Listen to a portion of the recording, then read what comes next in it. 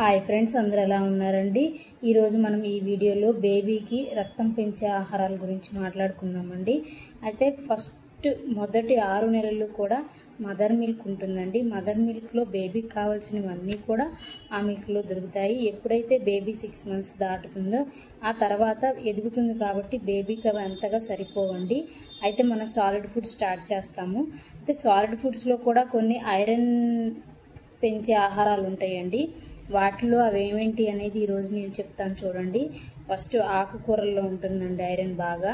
అలాగే అన్నము, పప్పు, చిలకడ దుంపలు, soft boiled eggs, soya paneer ఇలాంటి వాటిల్లోనండి ఐరన్ బాగా ఉంటుంది. అలానే ఓట్స్లో కూడా ఐరన్ బాగుంటుందండి.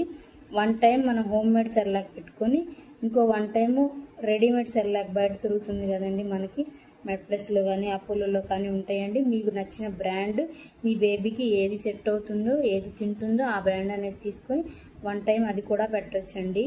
అలా మనం బేబీకి మన సాఫ్ట్ ఫుడ్ ఇస్తున్నప్పుడు ఇలా ఐరన్ ఉండే ఫుడ్స్ కనుక ఇస్తే రక్తహీనత అనేది లేకుండా ఉంటుందండి పిల్లల్లో.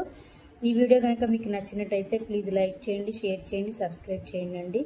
థ్యాంక్ యూ ఫర్ వాచింగ్ అండి.